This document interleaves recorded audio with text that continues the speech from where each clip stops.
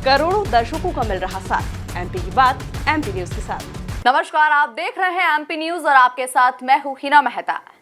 छिंदवाड़ा में कमलनाथ का कद कितना बड़ा है, इसे लेकर एक बार फिर से नाथ की अग्नि परीक्षा होगी। अमरवाड़ा विधानसभा सीट पर एक बार फिर से चुनावी दंगल देखने को मिलेगा, जिसकी अधिक जानकारी के लिए हमारे साथ हमारे संवाददाता संदीप नागर जुड़ चुके हैं। तो संदीप, लोकसभा के बाद एमपी में अब चुनाव की आहट कैसी देखने को मिल रही है? देखिए, निश्चित ही मध्य प्रदेश में विधानसभा चुनाव के बाद में लोकसभा चुनाव संपन्न हुए हैं और नतीजे जो हैं वो अब देशवासियों के सामने हैं। ऐसे में कहीं ना कहीं अब लोकसभा चुनाव की 29 लोकसभा सीटों पर जीत के बाद भारतीय जनता पार्टी पूरी जोश के साथ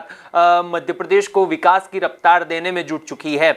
तो वहीं अब एक बार फिर छिंदवाड़ा में उपचुनाव की आहट भी सामने आ गई और निर्वाचन आयोग की ओर से बाकायदा इसको लेकर आदेश जारी कर दिया गया है। यानी कि कमलनाथ के गढ़ छिंदवाड़ा में एक बार फिर उपचुनाव की आहट देखने को मिलेगी और अमरवाड़ा विधानसभा सीट पर उपचुनाव होने वाले हैं, क्योंकि यहां से विधायक रहे कमलेश शाह ने चुनाव में भारतीय जनता पार्टी का दामन थाम लिया था और नाथ के साथ साथ कांग्रेस को भी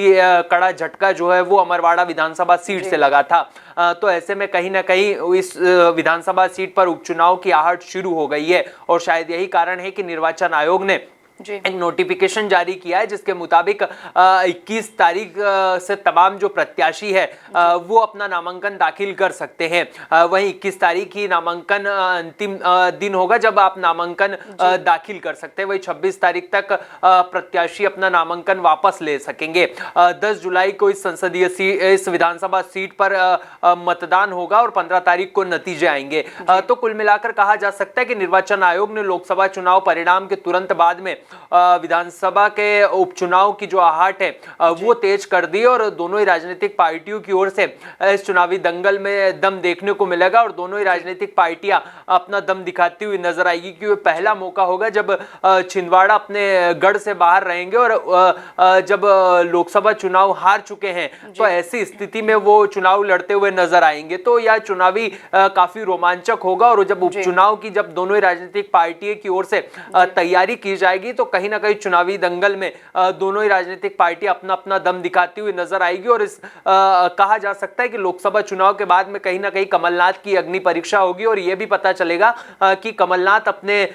गढ़ में कितने मजबूत है और कितने पानी में नजर आने वाले हैं। तो कहा जा सकता है कि कहीं ना कहीं उपचुनाव को लेकर दोनों ही राजनीतिक पार्टियां अब धीरे धीरे अपनी तैयारी करती हुई नजर आएगी और कमलनाथ की कहीं ना कहीं अग्नि परीक्षा होगी। जी बिल्कुल संदीप, जैसा कि आपने बताया कि लोकसभा चुनाव में छिंदवाड़ा में नकुलनाथ की हार हुई थी और इसे लेकर जो है अब कमलनाथ की अग्नि परीक्षा शुरू होने वाली है। क्या कुछ जानकारी है इसे लेकर आपके पास? देखिए, निश्चित ही कमलनाथ की यह महत्वपूर्ण चुनाव होगा जब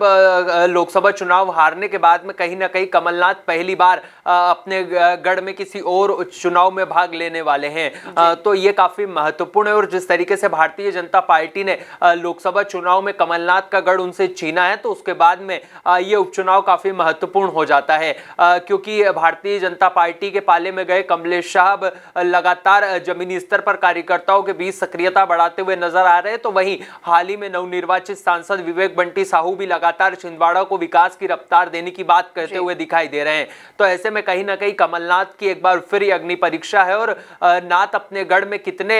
पॉपुलर है, कितने प्रसिद्ध है, ये एक बार फिर देखने को मिलेगा, क्योंकि अमरवाड़ा वो संसदीय सीट है, वो विधानसभा सीट है जहां पर आदिवासी वोट बैंक की भी अच्छी खासी तादाद मानी जाती है। तो ऐसे में कहीं ना कहीं कहा जा सकता है कि कमलनाथ की तो अग्नि परीक्षा है ही सही, लेकिन क्या वो अपने गढ़ में चर्चित है, क्या वो अपने गढ़ में पेड़ बनाते हुए कार्यकर्ता और मतदाताओं के बीच में उनकी कितनी लोकप्रियता है, ये भी पहली बार देखने को मिलेगा। हालांकि अभी प्रत्याशियों का ऐलान नहीं हुआ है कि भारतीय जनता पार्टी से कौन लड़ेगा और कांग्रेस से कौन लड़ेगा, लेकिन उससे पहले कहीं ना कहीं चुनावी दंगल जो है वो जमने लगा है और दोनों ही राजनीतिक पार्टियों की ओर से अंदर खाने इसकी तैयारी भी शुरू कर दी। और जब हाल ही दिनों में लोकसभा चुनाव संपन्न हुए मध्य प्रदेश समेत पूरे देश में, तो कहीं ना कहीं ये मुकाबला रोमांचक होने वाला है और दोनों ही राजनीतिक पार्टियां इस उपचुनाव में जीत के लिए पूरी ताकत जो है वो लगाती हुई आने वाले दिनों में देखती हुई नजर आएगी। जी संदीप, जैसा कि अमरवाड़ा उपचुनाव को लेकर सरगर्मियों के बारे में आपने बताया है, आगे और क्या जानकारी है, कौन प्रत्याशी सामने आ सकते हैं, क्या लगता है आपको? देखिए, निश्चित ही जब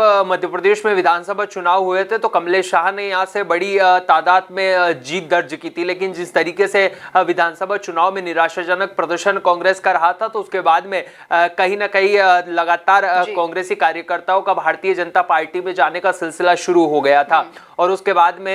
ये लोकसभा चुनाव आते हैं तो कहीं ना कहीं भारतीय जनता पार्टी मध्य प्रदेश की 29 लोकसभा सीटों पर जीत दर्ज करती है। तो ऐसे में कहीं ना कहीं कांग्रेस की जो चिंताएं हैं वो बड़ी है और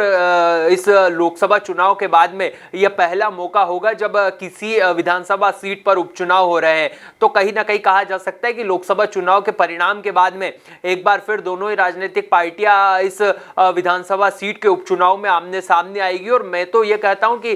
इसके बाद में लगातार शिवराज की विधानसभा सीट बुधनी पर भी चुनाव होने वाले और उसके बाद में अलग अलग विधानसभा सीटों पर भी उपचुनाव होने वाले हैं। तो कहीं ना कहीं दोनों ही राजनीतिक पार्टियों को एक बार फिर चुनावी मूड में नजर आना होगा और दोनों ही राजनीतिक पार्टियों को एक बार फिर कुछ सीटों पर उपचुनाव के लिए अपनी तैयारी तेज करनी होगी। तो ऐसे में कहीं ना कहीं जब निर्वाचन आयोग की ओर से अमरवाड़ा विधानसभा के लिए आदेश जारी किया गया है तो ऐसे में दोनों ही राजनीतिक पार्टियां काफी संतुलन के साथ जो है वो अपने प्रत्याशी का चयन करती हुई नजर आएगी और काफी कार्यकर्ताओं को भारतीय जनता पार्टी जिस तरीके से मौका देती है, जिस तरीके से चौंकाने वाला नाम हमेशा सामने रखती है, तो हो सकता है कि भारतीय जनता पार्टी से इस बार कमलेश शाह और उनकी पार्टी चेंज हो जाए, क्योंकि पिछला जो विधानसभा चुनाव उन्होंने कांग्रेस के पाले में से लड़ा था और उन्होंने